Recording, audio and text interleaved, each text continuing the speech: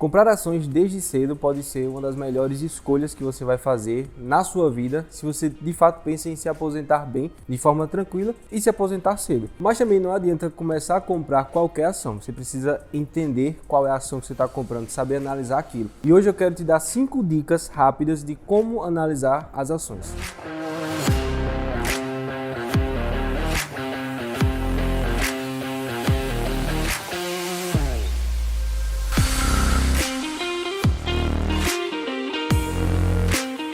Meu nome é Lucas Cavalcante, eu sou sócio aqui do Meu Manual do Mercado, um canal onde a gente vai falar sobre investimentos, tanto para você que quer aplicar o seu dinheiro, como para você que é profissional e atua na área. Então já se inscreve nesse canal, porque semanalmente tem muito conteúdo bom para você consumir aqui com a gente. Antes de falar sobre como analisar uma ação, brevemente eu quero explicar o que é uma ação. Uma ação ela é uma fatia do capital social das empresas. Quando a gente tem empresas grandes que chegam a um certo tamanho, a ponto de serem listadas na bolsa ou ter o seu capital aberto, você, investidor, pode se tornar sócio daquela empresa. Então, partindo desse princípio, quando a gente está olhando para a ação, a gente está olhando para empresas. Então, nunca analise uma ação se você está de fato focando na sua aposentadoria, focando no longo prazo, sem olhar para a empresa especificamente, sem olhar para as características daquele negócio. E a primeira dica já é essa: analise a qualidade dos lucros dessa empresa. Se a gente está falando de ação, a gente está falando de empresa. E você, necessariamente, não vai querer ser sócio de uma empresa que só te dá prejuízos, né? Eu não vejo sentido em ser sócio de uma pessoa que tem um negócio que cada ano ela perde dinheiro naquela operação. Se a empresa não dá lucro, com certeza tem alguma coisa errada nesse negócio.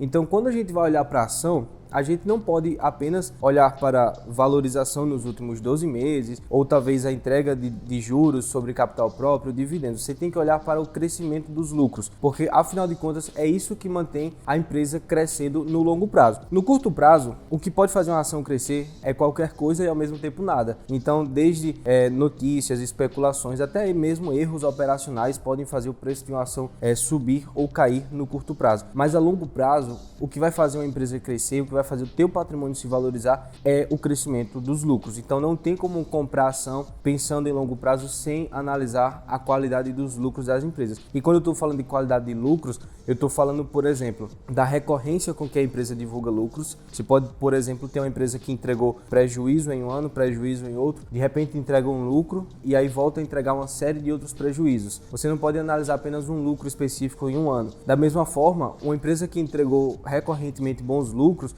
mas em um período específico, como por exemplo ano de pandemia, entregou um prejuízo ou de repente uma queda muito drástica no lucro, não necessariamente essa é uma empresa ruim por causa de um ano específico. Mas quando você começa a detectar um padrão, quando você começa a entender para onde está caminhando aquela entrega de lucros, você começa a ter um norte de se de fato a tua ação, a tua empresa, ela vai se valorizar. O segundo ponto é a estrutura de capital, é você analisar como que essa empresa está financiada. Então, se você vai comprar uma ação na bolsa, você precisa prestar bastante atenção nisso, especificamente no período que a gente está agora, de taxas de juros mais altas. Por quê? Porque quando a empresa ela se financia, grande parte ali de seu capital com empréstimos bancários, ela está pagando mais juros. Isso significa que a empresa vai oferir um lucro, mas grande parte desse lucro vai ser destinado a pagar os juros bancários. O que vai acontecer no final das contas é que vai sobrar menos dinheiro para o acionista. Então, empresas que são muito endividadas, muito alavancadas, ou seja, que operam com altíssimo índice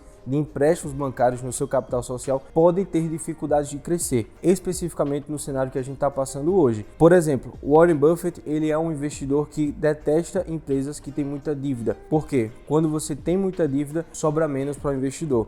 Se você possivelmente está pensando em ter uma carteira de dividendos, empresas que pagam bons dividendos são empresas que possuem baixa alavancagem, porque se a empresa possui muita alavancagem, muita dívida, nunca vai sobrar muito dinheiro para você. O terceiro ponto é vantagens competitivas. Encontre empresas com vantagens competitivas. Essa é a grande charada. Por quê? Vantagem competitiva, e não qualquer vantagem competitiva, mas vantagem competitiva durável, são vantagens que você vai ter, a sua empresa vai ter, a empresa que você é acionista, em relação a outros players no mercado. Então, por exemplo, o que é que faz você comprar uma empresa A, acreditando que se uma empresa B colocar uma loja na frente dela, no outro dia, ela não vai roubar os seus clientes? O que é que a tua empresa tem, o que é que essa ação específica que você está analisando, ela tem de diferente das outras empresas? Por que, por exemplo, você compraria essa empresa ao invés da outra? Por que você acha que o mercado, apesar de ter vários concorrentes, apesar de estarmos numa economia livre, Por que que essa empresa leva vantagem em relação às outras? Esse tipo de pergunta faz você analisar melhor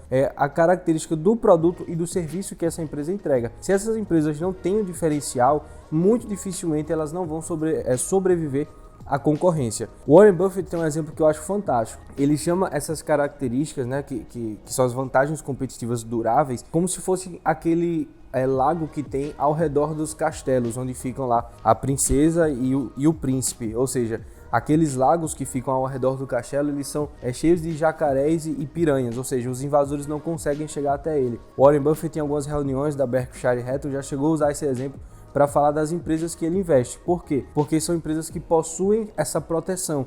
Os invasores, os outros players do mercado, eles não conseguem roubar os clientes que estão ali dentro daquele castelo, porque essas vantagens competitivas impedem os concorrentes de tirarem fatia de mercado da sua empresa. Se você está gostando até aqui, já vai deixando aí o seu like e não esquece de mandar esse vídeo para os seus amigos também investidores de ações. E o nosso quarto ponto é: analise o conjunto de práticas ESG das empresas, traduzindo para o português, ambiental, social e de governança corporativa.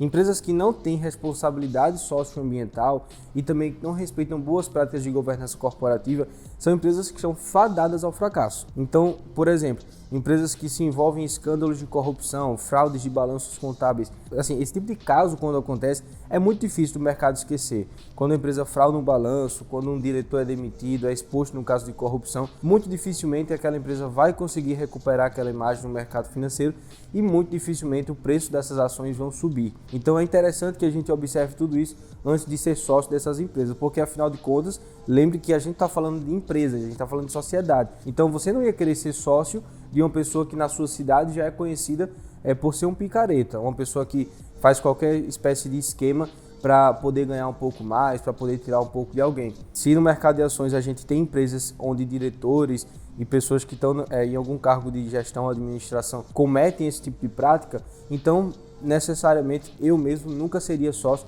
também não te recomendo que seja. E o quinto ponto, mais importante de todos talvez, compre ações baratas.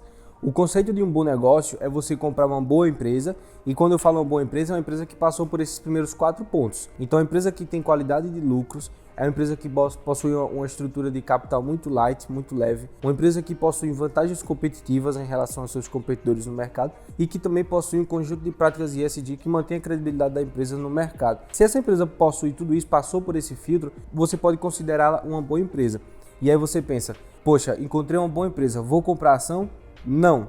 Por quê? Bom negócio é feito com boa ação e bom preço. Então, se você encontrou essa boa empresa, se você analisou esse papel, acha que vale a pena ter essa ação um dia na carteira, coloca essa ação dentro de um aquário. Coloca ela ali dentro de uma caixinha, separa, anota o nome dessa ação e você só vai comprar essa ação quando você encontrar uma assimetria entre o valor e o preço. O preço é o que o mercado está pagando agora. Não necessariamente é o valor justo, o valor intrínseco dos ativos, mas é o que o mercado está julgando. E o valor você vai precisar de um método para encontrar. Então a gente chama isso aqui no mercado financeiro de valuation. Você vai ter que ter um método de valuation para detectar o valor justo, para aferir o valor justo dessa empresa. E quando você encontra o preço da ação sendo negociado abaixo do seu valor intrínseco, essa diferença aqui, é chamada de margem de segurança. Isso aí foi o que fez Warren Buffett se tornar o investidor mais rico de todo o planeta. Então, comprando uma boa empresa a um bom preço, a um preço descontado, você necessariamente vai estar fazendo um ótimo negócio. E para você que trabalha no mercado financeiro, não apenas é investidor, você que é assessor de investimentos, você que gere carteiras administradas ou que é gerente de banco de relacionamento, você também deve tomar cuidado com todos esses pontos. Por quê? Não necessariamente você vai ter que analisar todas as ações que estão na bolsa. Por exemplo, a gente que trabalha numa assessoria de investimentos, a gente tem uma equipe de análise que a própria corretora disponibiliza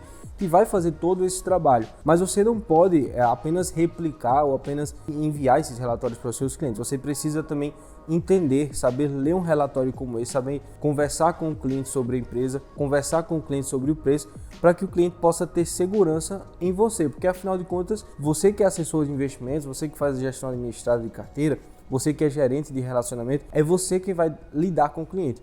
O cliente não vai lidar com um analista que está lá provavelmente em São Paulo, lendo balanços e mandando relatório para o site da corretora. Muito provavelmente o relacionamento do cliente vai ser diretamente com você e cabe a você, como assessor, como gerente, como gestor, fazer esse contato e entregar esse bom produto, esse bom serviço para os seus clientes. Se você gostou do vídeo, deixa aí nos comentários como é que está sendo o seu processo de análise, quais são os pontos que você concorda, o que é que você discorda desse esquema que eu passei para vocês aqui. E também deixa o like nesse vídeo, manda para os seus amigos que estão investindo, que você vai ajudar bastante a gente. E se você não se inscreveu, se inscreve hoje mesmo, agora, porque toda semana 2 vídeos no mínimo para você aumentar o seu conhecimento de mercado financeiro.